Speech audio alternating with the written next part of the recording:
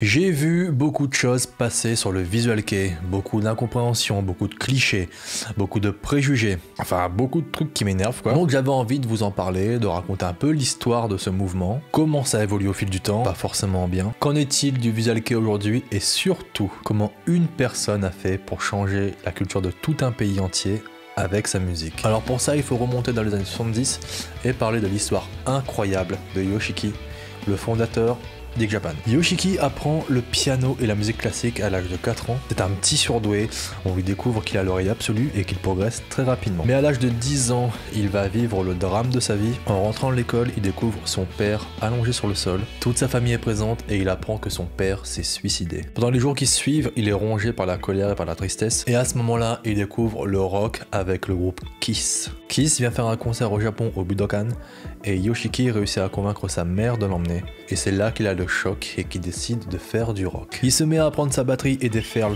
toute sa rage dessus. Et des années plus tard, il va s'installer à Tokyo. Il se met à former un groupe qui verra passer plusieurs membres et qui aura plusieurs noms. D'abord Dynamite, ensuite Noise et enfin X qui sera baptisé plus tard X Japan. Yoshiki étant influencé par Kiss, par David Bowie, mais également par la musique classique, les animés et le théâtre kabuki, il va créer les fondations de ce que va devenir le visual rock. On dit que le visual rock s'inspire de tout ça, mais c'est surtout Yoshiki qui s'est inspiré de tout ça, qui par la suite a donné naissance au visual rock. Donc le groupe essaye de percer, ils galèrent comme pas possible, personne ne les accepte, la presse les qualifie même de déchets. Plus tard ils s'en mordront les doigts et présenteront même leurs excuses, mais à cette époque personne ne veut les signer. Et c'est à ce moment-là que les choses vont devenir intéressantes et se mettre à exister. Il faut savoir qu'à cette époque le Japon était un pays très conservateur. C'était impossible de se teindre les cheveux et de marcher dans la rue ou alors d'écouter autre chose que de la pop et des idoles sur les radios. Yoshiki se dit alors ok, et ben je vais changer la culture de ce pays et je vais monter mon propre label et je vais niquer le game, juste ça.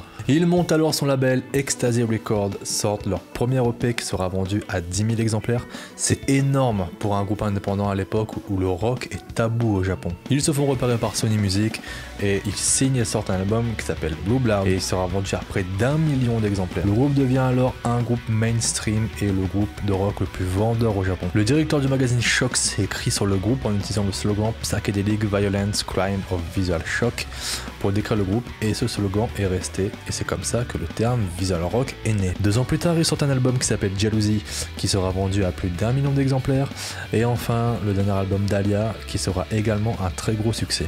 X devient alors un leader de la scène japonaise et leur succès au Japon est sans précédent. Ils déclenchent des émeutes partout où ils passent, c'est un truc de dingue. Partout on écoute du X Japan. Donc c'est vraiment au moment où X a signé en major que le mouvement visual rock s'est vraiment lancé. C'est à ce moment-là que Yoshiki se lance dans la production et va ouvrir la voie de nouveaux artistes.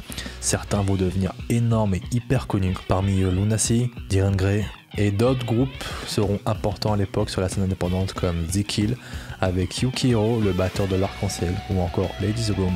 Le label de Yoshiki, Ecstasy Records, lance aussi une série d'événements qui s'appelle Ecstasy Summit, où tous les groupes du label se réunissent lors d'un concert. Ils forment alors une grande famille, et c'est ça le Visual Kei, c'est une grande famille. Mais pendant qu'Ecstasy Records régnait à Tokyo, il y avait une autre famille qui régnait à Osaka et à Kyoto. C'était le label Freewheel, fondé par Hiroshi Tomioka, alias Dynamite Tommy, du groupe Color. Freewheel a lancé beaucoup d'artistes Visual Kei. Il travaille avec des majors et possède plusieurs sous-labels, parmi eux PS Company. Dans les artistes les plus connus plus tard, on retrouvera Miyavis, The Gazette, Alice Nine, Kagero. Artistes qui feront partie d'une deuxième vague et d'une deuxième génération de Visual Kei. Donc dans les années 90, le mouvement prend une ampleur massive, le Visual Kei est au sommet, il est partout et c'est la musique mainstream de l'époque. Mais il connaîtra sa chute commerciale après la séparation de X Japan en 1997 et surtout après la mort de Hide en 1998, qui sera un événement tragique pour le Japon. C'est un peu comme si X Japan maintenait l'âme du Visual Kei. Ensuite, Lunacy, qui régnait comme le deuxième groupe le plus important après X Japan,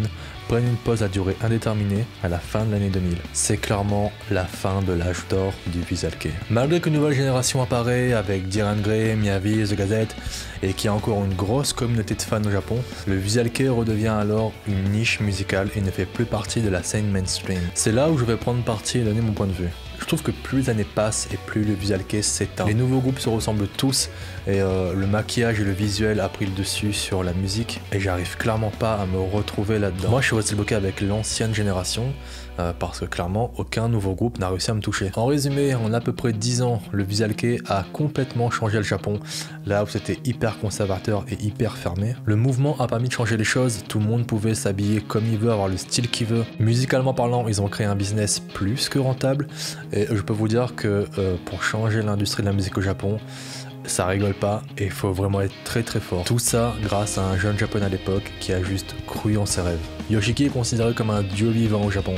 Il a changé tellement de choses, il a produit tellement d'artistes, il a vendu tellement d'albums, c'est vraiment devenu une icône. Même Stan Lee a créé un super-héros à son image, c'est ouf. Ce qui a fait aussi le succès du groupe et de ce mouvement, c'est aussi toute l'histoire du groupe et tous les drames qu'il y avait autour de X-Japan. Il y a un film documentaire qui s'appelle We Are X qui retrace tous ces événements.